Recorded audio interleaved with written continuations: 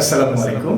ICT বাংলাদেশের পক্ষ থেকে আমি সাফিল মাসুম আজকে কথা বলবো প্রোগ্রামাররা আসলে কি কাজ করে বা তাদের কি করা উচিত এবং প্রোগ্রামারদের কি কি করা লাগে। বাংলা ভাষায় যদি বলি তাহলে এইভাবে, আর ইংলিশে তো আপনারা স্ক্রিনে দেখতেই পাচ্ছেন what do programmers do. So আসি, সবার আগে আমি একটু আমার নিজের মতো করে আপনাদেরকে একটু বলি আমি প্রোগ্রামার, আমি কি কি করি। আসলে আমি অ্যাজ এ প্রোগ্রামার হিসেবে আমি কারো প্রবলেম দেখার পরে বা সে আমাকে দেয় যে আমাদের একটা প্রবলেম আছে, এটা আমরা চাচ্ছি যে কম্পিউটারাইজ করতে, তখন আমরা যেটা করি সেটা হচ্ছে যে তার প্রবলেমটাকে অ্যানালাইসিস করি, ডিজাইন করি, তাকে দেখাই যে এই ডিজাইনে এইভাবে কাজ করলে তোমার হবে কিনা। তখন সে বলে হ্যাঁ আগে করো, তারপর দেখা যাবে।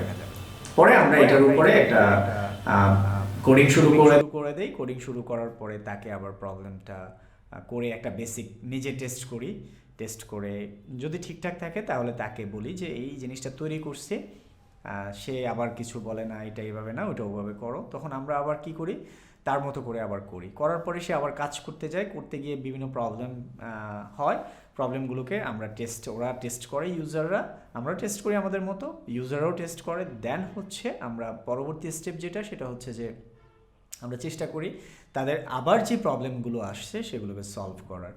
শুরু করার পরে তাকে আবার প্রবলেমটা করে একটা বেসিক নিজে টেস্ট করে যদি ঠিকঠাক থাকে তাহলে তাকে বলি যে এই জিনিসটা তৈরি করছে, সে আবার কিছু বলে না এটা এইভাবে না ওটা ওভাবে করো, তখন আমরা আবার কি করি তার মতো করে আবার করার পরে সে আবার কাজ করতে যায়, করতে গিয়ে বিভিন্ন প্রবলেম হয়। প্রবলেমগুলোকে আমরা সলভ করে তাদেরকে দেওয়া, এবং মেইনটেনেন্স অনেক সময় দেখা যাচ্ছে তার ডেটা বেশি হয়ে যাচ্ছে, এটা কমাতে হয়, কম হলে বেশি করতে হয়, তাকে একটু প্রবলেম ফেস হচ্ছে সেটাকে আবার পুনরায় সলিউশন করে দেওয়া লাগে, সেটা মনিটরিং করা লাগে, মেইনটেনেন্স করা লাগে। এইভাবে আসলে আমরা প্রোগ্রামাররা কাজ করি। এখন আমাদের পড়াশোনার ভাষায় আসলে এটাকে কি বলে, computer programmers design, develop and test software and ensure the software. ওই ঘুরে ফিরে আমাদের কথাগুলোই এখানে বলা হচ্ছে। সো এইভাবে হচ্ছে কম্পিউটার প্রোগ্রামাররা কাজ করে থাকে। এখন আমাদের বলতে পারেন যে তাহলে আমি যদি প্রোগ্রামার হই এতগুলো কাজ করা লাগবে। হ্যাঁ, আসলে এতগুলো কাজ করতে হবে আপনাকে, ডিরেক্টলি ইনডাইরেক্টলি আপনাকে এই কাজগুলো করতে হয়।